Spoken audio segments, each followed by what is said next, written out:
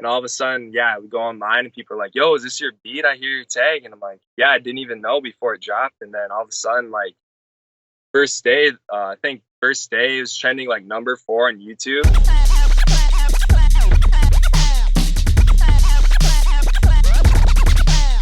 Peace, what's going down? It's DJ Payne 1 for BeatStars.com in the spot with Iceberg Beatz. Now, he and I have never spoken until now, but he almost ruined my life. I was teaching beat making in an elementary school, and every session we would analyze a popular beat. So the kids all love your track, Pop Out. It's a huge record. Congratulations on that. Thank you so much. Yeah, it's going crazy right now. Yeah, crazy is definitely the word. So I brought in the Pop Out instrumental so the kids could listen to it. I figured it's an instrumental version. It's all good. So I play the instrumental. What do I hear? Iceberg wanna bag bitch. How did your parents react to that tag? I know they're involved in your career. Yeah, my parents are like super supportive of my career. Even the bitch part. My dad was like, "Is there any way you could censor it?" And I did figure a way to like censor it out, the bitch at the end, because like for clean versions of songs, I was thinking in the future, like, dang, like how are they going to take that out? But I do have a way to like make it clean. So it and for producers who work in the school district, sometimes. Yeah. How long have you been making beats? I started in about 2012. 2012. Okay. 2012. Yeah. So about 7 years then. About 7 years. Yeah. And I think your very first couple of beats you actually put online. You started sharing them right away, right? Yeah. YouTube was like the start of it, and like back in the SoundClick days, I was doing that. Then BeatStars came along, over to them because way better. Yeah, we're going to talk about that. Actually, let's talk about that now. What made BeatStars so much better, and why do you continue to use it to this day? Just like the workflow on there is so nice. How you can upload your beats, like the track outs, the wave stems, like MP3, just like very user compatible. And I think I like that it sends the beats straight to the people. When they purchase a beat, they just get a download link. I think that's super convenient. I don't know. It's just like, I heard a lot of people talking about it. I'm like, I'm gonna go check it out. I'm like, damn, this is really nice. I like how this is set up, and I signed up probably like the day after.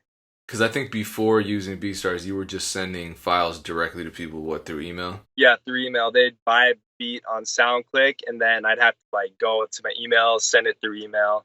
It's nice that they just get a download link, and they buy the beat, and I don't have to do anything else. It's super, super convenient. You got any favorite plugins, any favorite kits that you use? Omnisphere for sure. Electra X, I like that.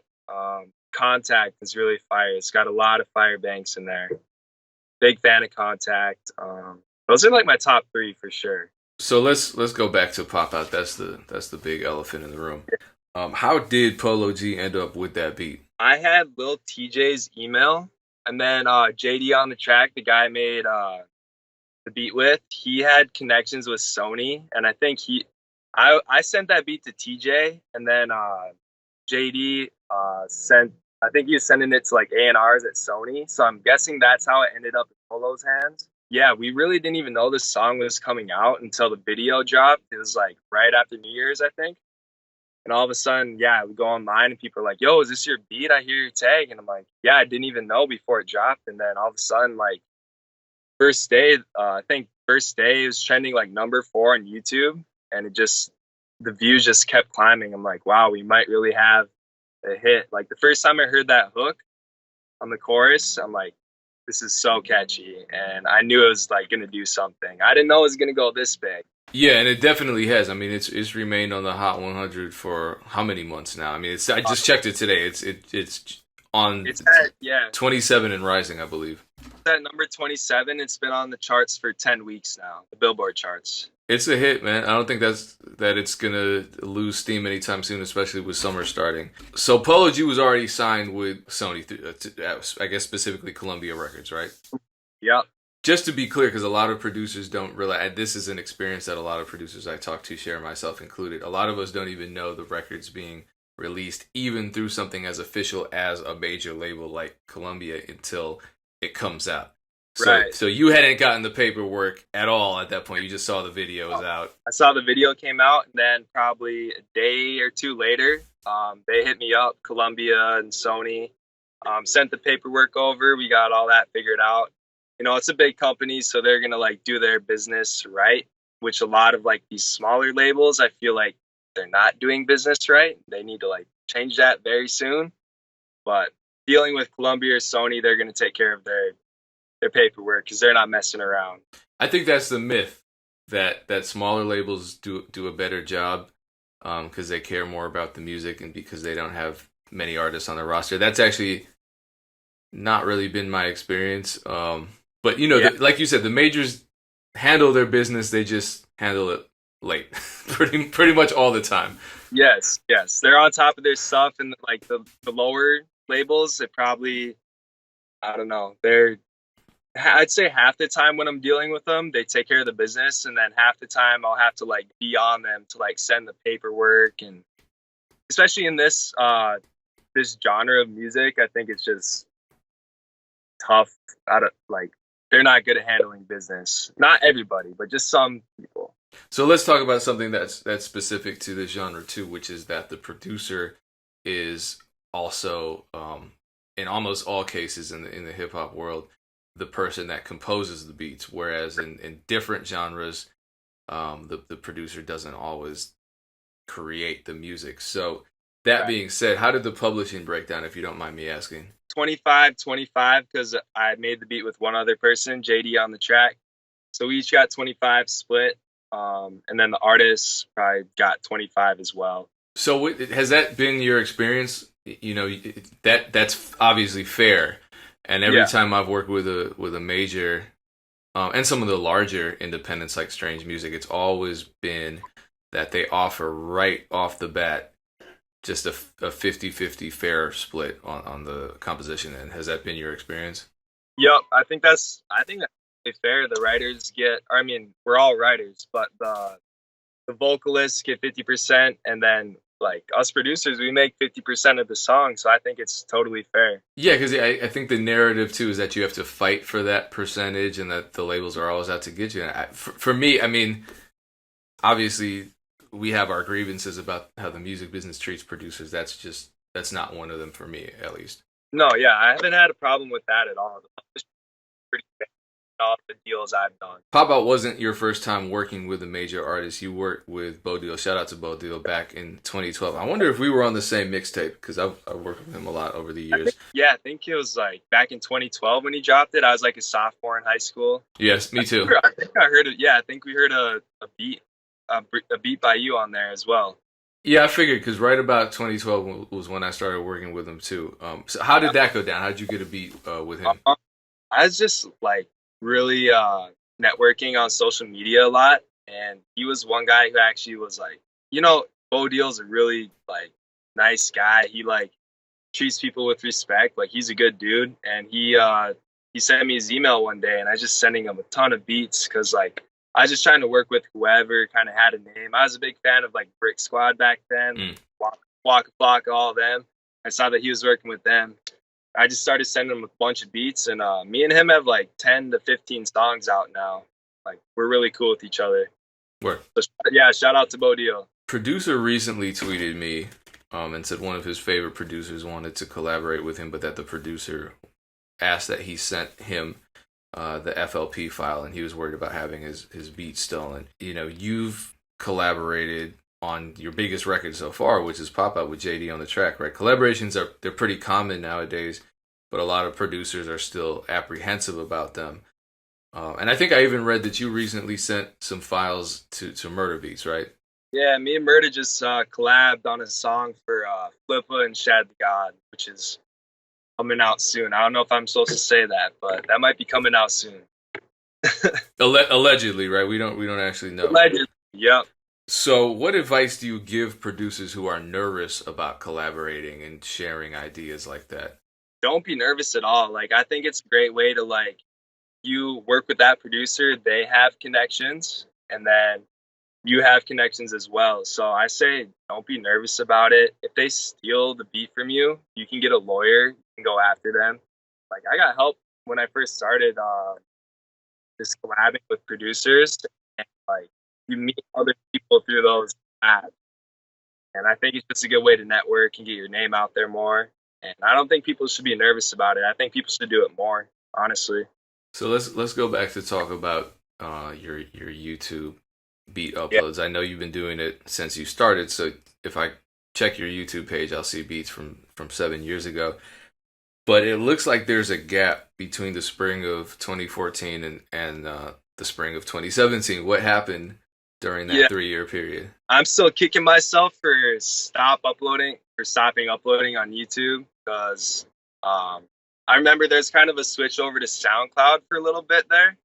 A lot of producers like started uploading beats on SoundCloud more because views I feel like were declining on YouTube. But if I would have just kept going with it, would have been a lot more successful. Like my YouTube still gets decent amount of views, but still kicking myself for stopping. I should have just kept uploading because the more stuff you can get your beats out on, the better. So I kind of just switched over to SoundCloud. That's my only explanation for that. Yeah, I took a break too, and just to pick up on that, I interviewed Roxy recently, who's also making music full time. I mean, we're all three of us, me, you, Roxy. This is our job, right? This is how we're making all of our income. Full time job, yep. Yeah, and between the three of us, we're not getting crazy YouTube views. I mean, you look at my channel, I have a couple beats that hit that's 100,000 and beyond mark, but very few of them did. Yeah. And a lot of producers think you need tens of thousands of views to make sales. And No. clearly that's not the case. Well, you're shaking your head. So what would you say is the number one source of licensed sales for you? It's probably Instagram where I get most of my sales from. 'Cause people just like hit me up on there, be like, "Hey, how much are beats?" And then I'll send them to my BeatStars website. Be like, "Go check them out. Tell me which ones you like."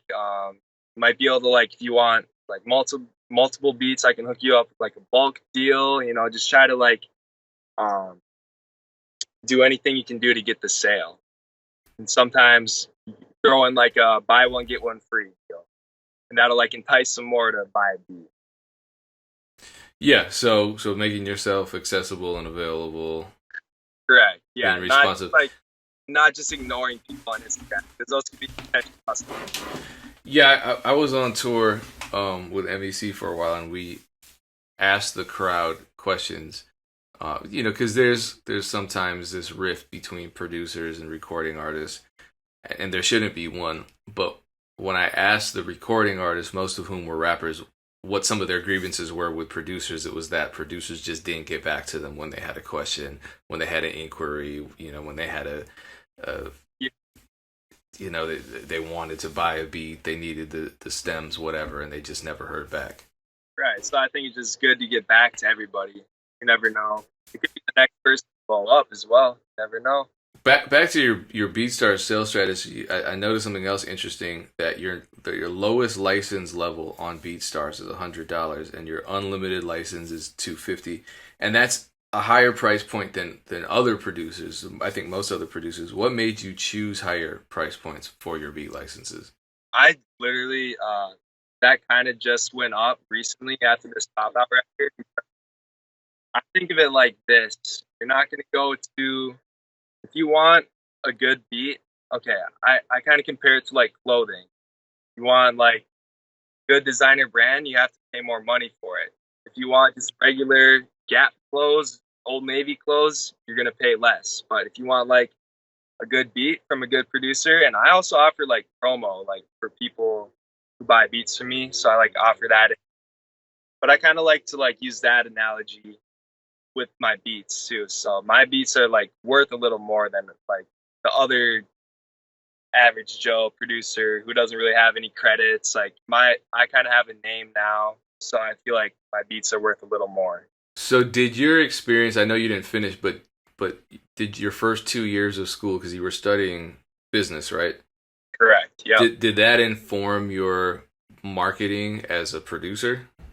Not really, because it was all general classes. That's what I don't really like about college. It's like first 2 years you're just doing stuff that has nothing that pertains to your area, your degree or major. Yeah. Which I wish is just like 2 years. You go in, learn what you need to do, and get out of it. But I mean, some of the classes helped a little bit, like marketing, but I wish I would have went to like a music school that's more pertaining to music. So what are some tools you recommend to BeatStars users to increase their visibility, increase their sales, so forth? Honestly, it's just like promoting it every day on all your social medias. Like I'll post a story every day on Instagram saying like, uh, posting my link, uh, Twitter every day. Just try to get it out there as much as possible. And then, like I said, just like if people are like inquiring in your Instagram DMs, Twitter DMs, always just get back to them. Don't ignore them. And then I've never really used like the promo on BeatStars. I want to like check in how to use that. Um, Definitely try to start investing in that a little bit more as So, well. 7 years you've been uploading beats, and a lot's changed, obviously. And one of the things that you spoke about in an interview that I read, a different interview, was that you were self-taught in terms of production, obviously, but then also engineering. Right. And your engineering, your mixing improved a lot over those 7 years. What were some of the ways that you were able to, on your own, learn how to make better mixes? YouTube tutorials, man. I just like when I first started, I just watched YouTube tutorials every day. You learn tricks, and then also collabing with other producers. Like when they send you a project, you see like, oh, this is how they mix it there, and maybe I can start implementing that in my beats as well. So that's kind of how I, improve my mixes, talking to other producers, and yeah. Who are some of your I guess your go-to YouTubers in terms of getting mixing advice? I like watching KBZ. Trying to get him on here. Yeah, KBZ's dope. Shout out to him. Cash Money AP. When I first started, there's a guy named Loyalty, but I don't know if he's still producing or not. But there's been a lot over the years. 2019 going into 2020, what can we expect from Iceberg Beatz? In 4 days, the Pop Out remix comes out with Lil Baby and Gunna actually on the feature. Nice, congrats. Yeah, thank you. And then I got songs coming out with possibly 2 Chainz placement.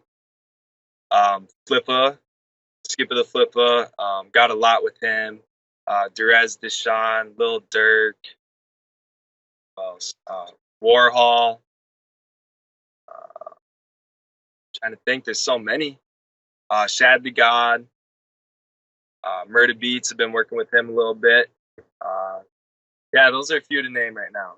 So how do people find your beats, and how do they connect with you on social media? My Instagram is Iceberg Havin, Iceberg, and then HAVIN. And then my Twitter is Iceberg_Beats with a Z_.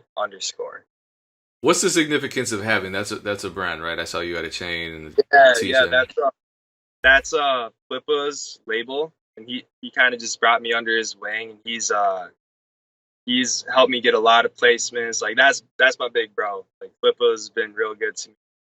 Flew me out to his place in Atlanta like 3 times, and we made like 50 songs in a couple weeks. Yeah, he's like really the first one who gave me like a big chance in the industry. So yeah, shout out to Flippa. Definitely shout out to him.